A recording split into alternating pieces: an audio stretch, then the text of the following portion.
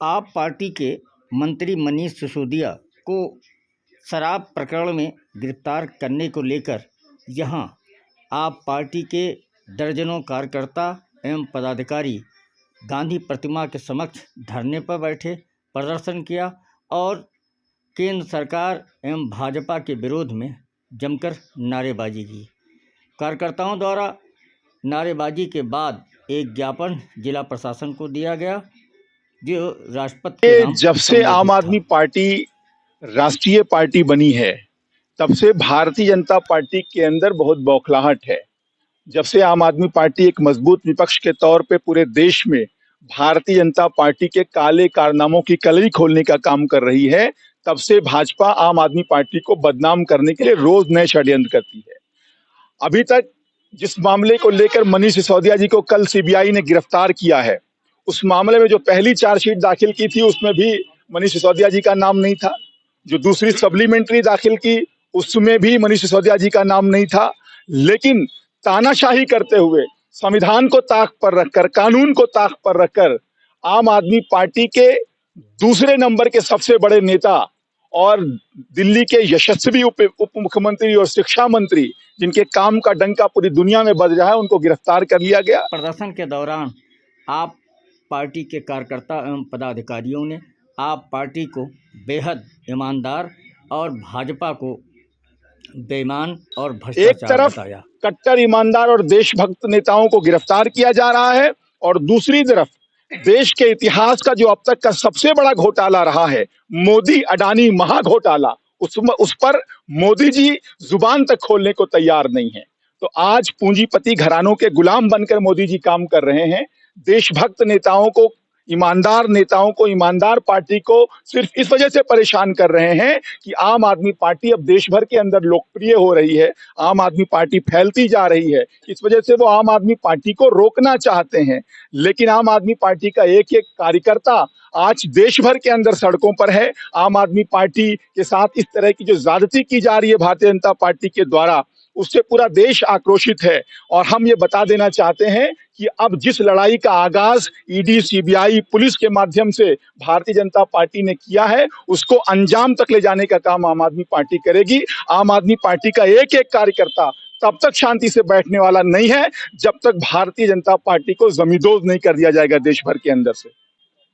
और अब भारतीय जनता पार्टी के जितने भ्रष्टाचार हैं उसको सदन के अंदर हम पहले से उठा रहे हैं। अब सड़कों के पर लाकर हम आम जनमानस को भारतीय जनता पार्टी के एक एक भ्रष्टाचार से, एक एक काले कारनामे से अवगत कराएंगे। और भारतीय जनता पार्टी की जो काली सच्चाई है, भाजपा जिस तरीके से, मोदी जी जो अपने आप को देश का सबसे मजबूत नेता कहते हैं, दरअसल वो सबसे डरपोक नेता है, सबसे कायर और कमजोर नेता है। ये साबित कर दिया उन्होंने कि वो जब सीधे तौर पे, रणनीतिक तौर पे आम आदमी पार्टी का मुकाबला नहीं कर पा रहे, चुनावों में आम आदमी पार्टी का मुकाबला नहीं कर पा रहे, तो ईडी, सीबीआई, पुलिस सबको अपने प्रकोष्ठ के तौर पे उन्होंने काम पे लगा दिया है आम आदमी पार्टी के खिलाफ। आम आदमी पार्टी अब शांति से नहीं बैठने वाली है। हम उनके सारे भ्रष्टाचार को उजागर करेंगे और बेनकाब करने का काम देश के एक एक आदमी के सामने करेंगे। बिल्कुल, ज्ञापन राष्ट्रपति महोदया के नाम एक ज्ञापन हम लोग अभी देंगे और ये लड़ाई यहीं रुकने वाली नहीं है। कर्मचारियों से रिश्वत लेने के मामले में आरोप लग रहे हैं। देखिए, सब फर्जीवाड़ा है। क्या कह रही है भारतीय जनता पार्टी के प्रवक्ता कि 10,000 करोड़ की रिश्वत ले ली।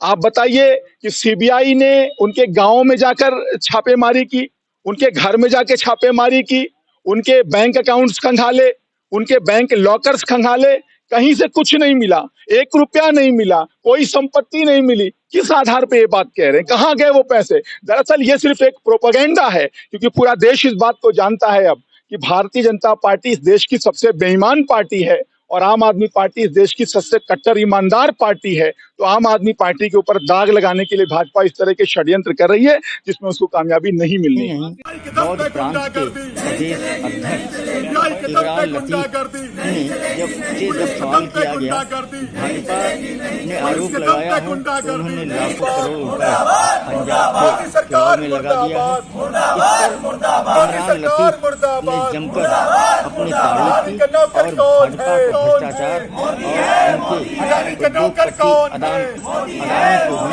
उल्टा सीधा कहा। इस संबंध में इमरान लतीफ ने तो कहा, ईडी क्या कर रही थी, सीबीआई क्या कर रही थी उस टाइम?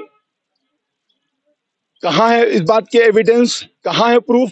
और दूसरी तरफ 11 लाख करोड़ रुपए अडानी लूट लिया। अडानी ने देश के आम लोगों का, मजदूरों का, किसानों का, महिलाओं का, कामगारों का, उस पर एक शब्द बोलने को मोदी जी तैयार नहीं, भाजपा के प्रवक्ता तैयार नहीं।